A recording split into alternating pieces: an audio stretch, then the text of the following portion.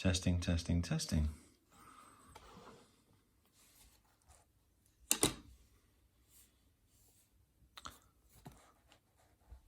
Today I'm thinking about zoom out diagrams. This is a bit wobbly, isn't it? Whoa, whoa, whoa, whoa, whoa, whoa, whoa. Okay. This whole thing's wobbly, isn't it? Anyway, right, zoom out diagrams. We start off with an event, which we donate with a circle with an E in it.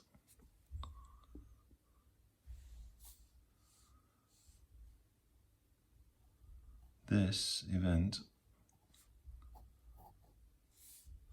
gives out some data. Note that that's not information, it's just raw data. Information is structured and processed data. It's not being structured or processed yet. Then we have a perspective. Our perspective on the event, which leads to an interpretation of the event. And from this, we get meaning. Denoted by this zigzag line here. And just to show it's an M, we can put a box around this bit here, which I quite like, because then we got an M in this box, which reminds us. The idea is that we're generating the meaning. I'll just write meaning here. We're generating meaning based on our interpretation and our perspective on the data that's generated from the event. Data here includes light, sound, so on. And the dotted line here also denotes that it's partial. It's a very partial set of data of the event. Different people will receive different data from that event based on their position in space relative to the event, based on how clear the line of sight or audio is and things like that.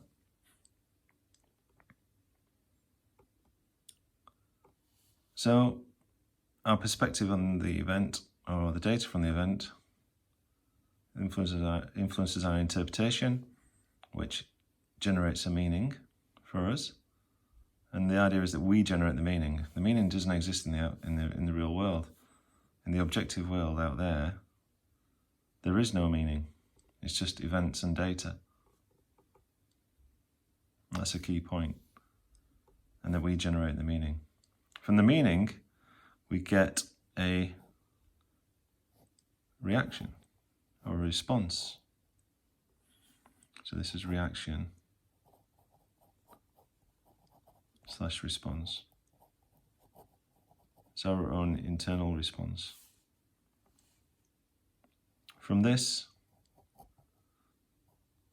we have some actions. Our behavior. A set of actions, or one or more actions. And this ultimately leads to outcomes in the world. And crucially, we have feedback.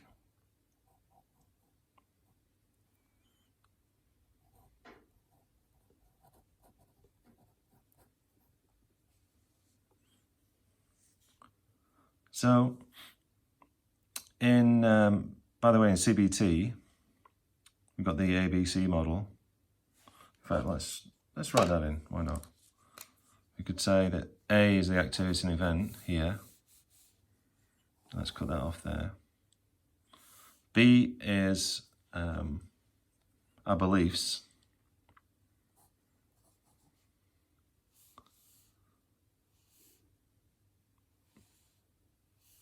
Our beliefs really... Oh, I missed something. I just remembered. We've got beliefs in here. in this zoom out diagram, we have a B under here, which is our beliefs. Our beliefs underpin our perspective on any particular event in any point in time. So we may have an underlying core set of beliefs about the world, about people, about things, and in any given moment, based on observing an event, those beliefs are going to influence our perspective. Hence, the belief sits underneath the perspective here. So it underpins, supports the perspectives that we got.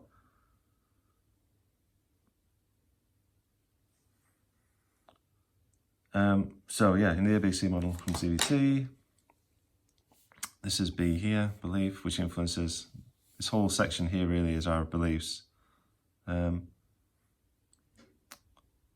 C is consequence. We see internal consequence, it's how it makes us feel and act.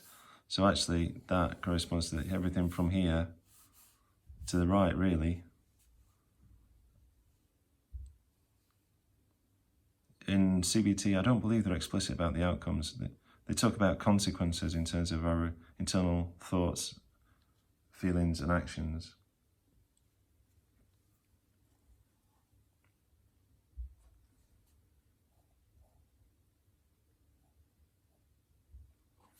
There's also the ABCDE model, which goes on to dispute and change our belief. So back to the zoom out diagrams. You can see it's a bit more broken down than the ABC model. Could be a strength, could be a weakness, we'll find out. But the feedback here is key. I think in ABC model, the consequences can reinforce and feedback into or influence our beliefs. Here the feedback, I've just got this feedback here on the outcomes, which feeds back into the whole system really. So rather than having this feedback line going to here or here, it should be quite clumsy. It's just that we get some feedback from the world. I should say that this model and diagram it's an abstract logical model, it's not a concrete model, or trying to be concrete. It's not trying to represent physical things in the world. It's just logically what happens in our mind, in our subjective experience. It's a model of subjective experience, ultimately. So, shorthand for all of this, I've kind of done a mix here, really. I should have done it all longhand, really.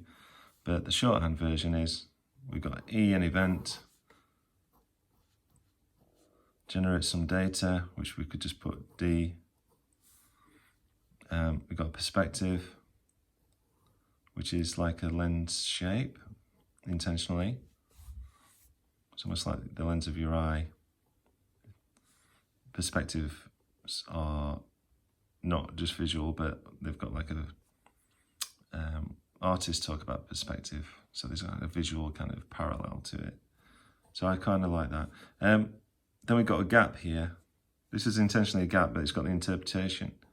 So there's a gap between the data and then our meaning and the meaning. And this gap here is quite important because we can intervene in this gap. This is the gap here, which we can intervene in through mindfulness and other techniques to try and change the default perspective and therefore interrupt the flow of meaning, essentially. Try to get in there, so to speak, before the meaning is generated, so that we can change the perspective, change the interpretation, change the meaning. I quite like this box around here. The box is optional, but I kind of like to put it in. By the way, I should also say these diagrams are influenced by a few things.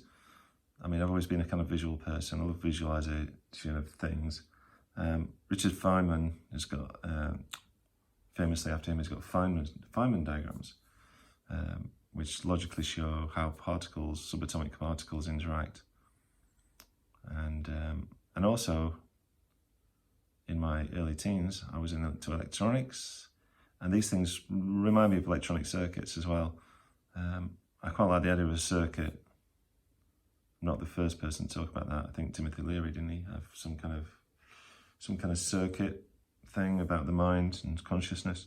It's not trying to emulate that, but these things just remind me of electrical circuits. You've got like capacitors, resistors, you've got electrical current flowing and so on.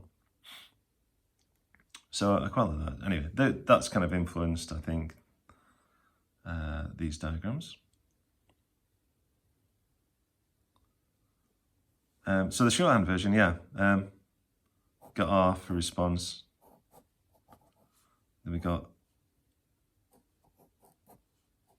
just draw a box like this. Could put A in there for actions.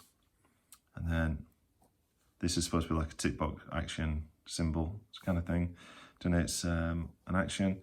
And then we just put an O in here for outcomes. And then we can do this. And just put F for feedback.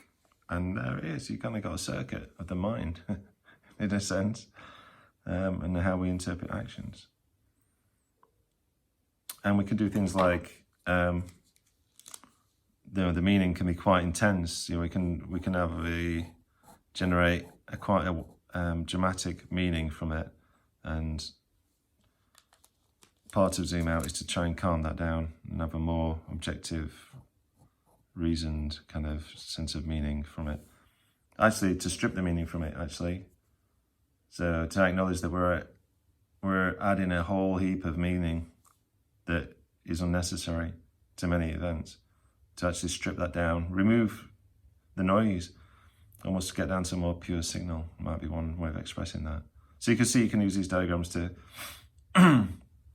visualize certain things, such as that. Also that we might want to intervene in this gap here.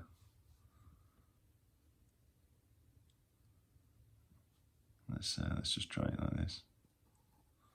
It's a gap. And things like, meaningless. Events are meaningless in and of themselves. This is where meaning gets to. So you see the idea. Now there's some subtlety in this. This R stands for a reaction and a response, but it actually breaks down. So I'm not quite sure how to visualize this yet. It's kind of like, you could expand it like this. You could say that it expands. And in here you've got emotion. I like using this E shape. Is it a sigma symbol? I'm not sure. In Greek. But E, because it's kind of, I don't know, it just feels more like emotion to me, this. It's like an energy. And I always think about energy, emotion is energy in motion.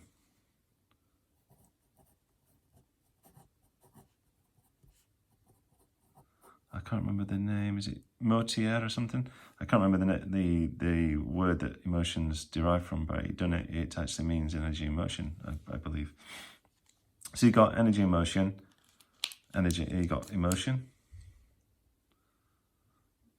Let's put emotion here. You got thoughts, which is a T. And you got, I'm just going to put pH for physical or physiology. Well, let's write this in green as well. We've got thoughts. And we got what happens to us physically. Or you could say physiology. Well, a lot of this is, this is kind of psychology in a way, some of this, and then you got physiology as well. So that R breaks down there into these things. At one point I was having like E, T, P here, but I thought, actually, you know what, these can be expanded out. And actually all this stuff, this decomposition, if you want to call it that, can be used in a zoom out canvas as well. So zoom out, canvas would have, E. I've not quite figured out the layout for this yet, but you could have an E, which is the event. You could have what's our perspective on the event. and interpretation and the meaning. And then what's our response, and so on. What are actions, what are the likely outcomes. Which overlaps actually with one of my first Zoom Out workshops, the introductory workshop with the extreme zoom. So it had zoom in and outcomes, and then zoom out and outcomes, right? So if you change your perspective, you change the outcomes potentially, right? So, sorry, I'm stumbling a bit. It's quite late here. I have to get to bed. It's been, yeah. So, what's the date today? It's the 24th. Might have gone midnight now. Yeah, it probably is. It's probably 25 September 2020.